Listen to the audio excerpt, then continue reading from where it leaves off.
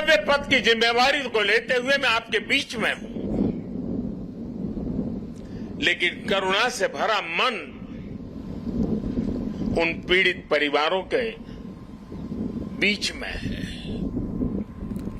हादसे में जिन लोगों को अपना जीवन गंवाना पड़ा है, मैं उनके परिवारों के प्रति अपनी संवेदना व्यक्त करता हूं। दुख की इस घड़ी में सरकार हर तरह से पीड़ित परिवारों के साथ है। गुजरात सरकार पूरी शक्ति से कल शाम से ही राहत और बचाव कार्यों में जुटी हुई है।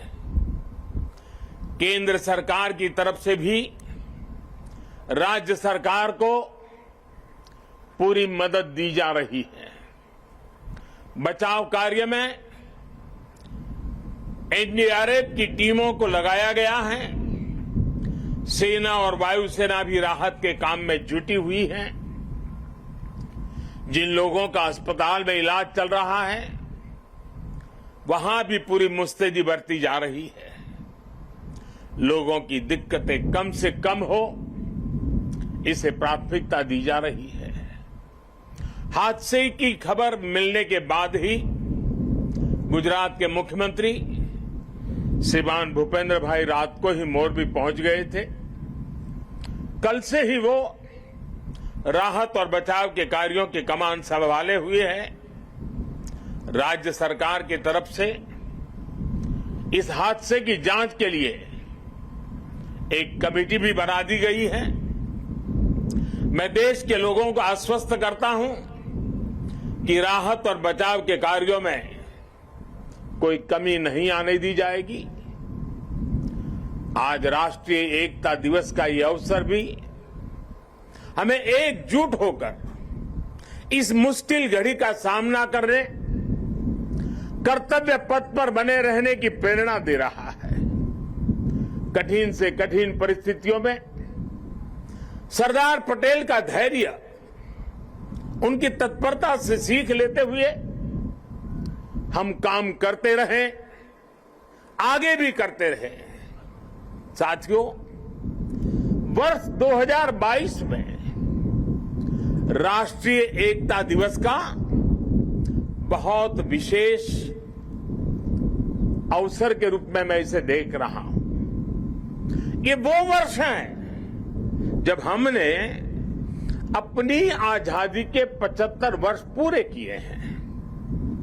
हम नए संकल्पों के साथ आगे बढ़ रहे हैं। आज एकता नगर में ये जो परेड हुई है, हमें इस बात का एहसास भी दिला रही है कि जब सब एक साथ चलते हैं, एक साथ आगे बढ़ते हैं, तो असंभव को भी संभव बनाया जा सकता है।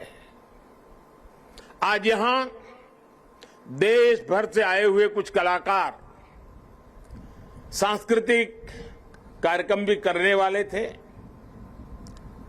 भारत के विविध नृत्यों को भी प्रदर्शित करने वाले थे, लेकिन कल की घटना इतनी दुखद थी कि आज के इस कार्यक्रम में से उस कार्यक्रम को हटा दिया गया। मैं उन सभी कलाकारों से उनके यहां तक आना, उन्होंने जो पिछले के दौरान मेहनत की है, लेकिन आज उनको मौका नहीं मिला, मैं उनके दुख को समझ सकता हूं, लेकिन कुछ परिस्थितियां ऐसी हैं। साथियों, ये एकजुटता, ये अनुशासन परिवार, समाज, गांव, राज्य और देश हर स्तर पर आवश्यक है, और इसके दर्शन आज हम देश के कोने कोने में कर भी रहे हैं। आज देश भर में 75,000 एकता दौड़, रन फॉर यूनिटी हो रही है। लाखों लोग जुड़ रहे हैं।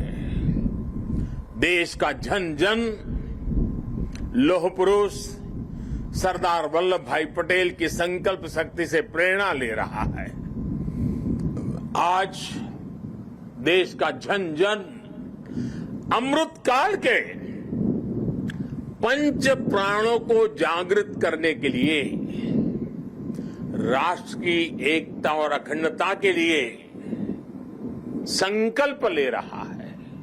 साथियों, राष्ट्रीय एकता दिवस ये अवसर केवड़िया एकता नगर की ये धरती और स्टैच्यू ऑफ यूनिटी हमें निरंतर ये एहसास दिलाते हैं कि आजादी के समय अगर भारत के पास सरदार पटेल जैसा नेतृत्व न होता तो क्या होता अगर 550 से ज्यादा रियासतें एकजुट नहीं हुई होती? क्या होता अगर हमारे ज्यादातर राजे रजवाड़े त्याग की पराकाष्ठा न दिखाते, मां भारती में आस्था न दिखाते? आज हम जैसा भारत देख रहे हैं, हम उसकी कल्पना भी नहीं कर सकते थे। एक कठिन कार्य, ये असंभव कार्य सिर्फ और सिर्फ सरदार पटेल ने ही सिद्ध किया। साथियों, सरदार साहब की जन्म जयंती और राष्ट्रीय एकता दिवस ये हमारे लिए केवल तारीख भर नहीं है, ये भारत के सांस्कृतिक सामर्थ्य का एक महापर्व भी है। भारत के लिए एकता कभी भी विवशता नहीं रही है। भारत के लिए एकता सदा सर्वदा विशेषता रही है। एकता हमारी विशिष्टता रही है। एकता की भावना भारत के मानस में, हमारे अंतर्मन में कितनी रची बसी है, हमें अपनी इस खूबी का अक्सर एहसास नहीं होता है। कभी कभी ओझल हो जाती है, लेकिन आप देखिए, जब भी देश पर कोई प्राकृतिक आपदा आती है तो पूरा देश एक साथ खड़ा हो जाता है। आपदा उत्तर में हो या दक्षिण में, पूरब में हो या पश्चिमी हिस्से में, ये मायने नहीं रखती है। पूरा भारत एकजुट होकर सेवा, सहयोग और संवेदना के साथ खड़ा हो जाता है। कल ही देख लीजिए ना, मोरबी में हादसा हुआ, उसके बाद हर एक देशवासी हादसे का शिकार हुए लोगों की सुरक्षा के लिए प्रार्थना कर रहा है। स्थानीय लोग हादसे की जगह पर अस्पतालों में हर संभव मदद के लिए खुद आगे आ रहे हैं। यही तो एकजुटता की ताकत है। कोरोना का इतना बड़ा उदाहरण भी हमारे सामने है। काली थाली की भावनात्मक एकजुटता से लेकर राशन, दवाई और वैक्सीन के सहयोग तक देश एक परिवार की तरह आगे बढ़ा। सीमा पर या सीमा के पार जब भारत की सेना शौर्य दिखाती है तो पूरे देश में एक जैसे जज्बात होते हैं, एक जैसा जज्बा होता है। जब ओलंपिक्स में भारत के युवा तिरंगे की शान बढ़ाते हैं तो पूरे देश में एक जैसा जश्न मनता है। जब देश क्रिकेट का मैच जीतता है तो देश में एक जैसा जुनून होता है। हमारे जश्न के सांस्कृतिक तौर तरीके अलग अलग होते हैं, लेकिन भावना एक जैसी ही होती है। देश की ये एकता, ये एकजुटता, एक दूसरे के लिए अपनापन, ये बताता है कि एक राष्ट्र के रूप में भारत की जड़ें कितनी गहरी है और साथियों, भारत की यही एकता हमारे दुश्मनों को खटकती है। आज से नहीं बल्कि सैकड़ों वर्षों पहले गुलामी के लंबे कालखंड में भी भारत की एकता हमारे दुश्मनों को चूपती रही है।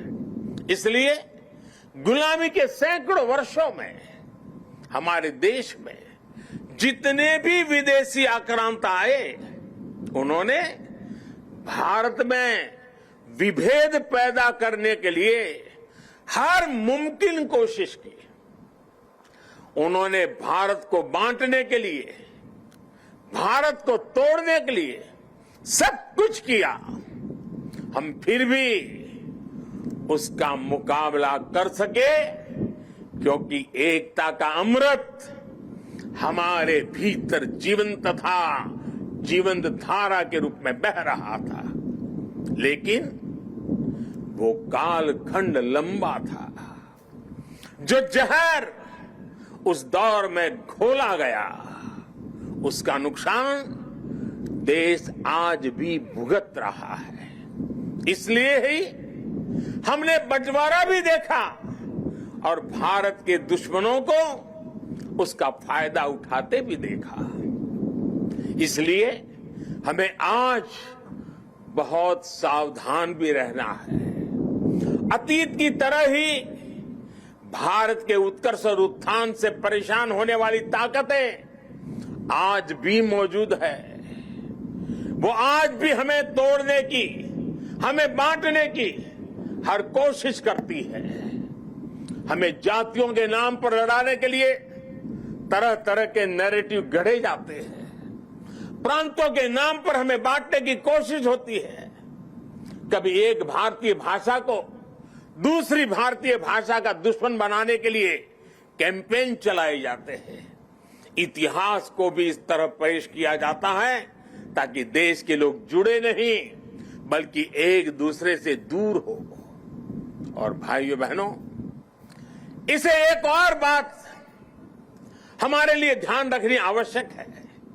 ये जरूरी नहीं है कि देश को कमजोर करने वाली ताकत हमेशा हमारे खुले दुश्मन के रूप में ही आए।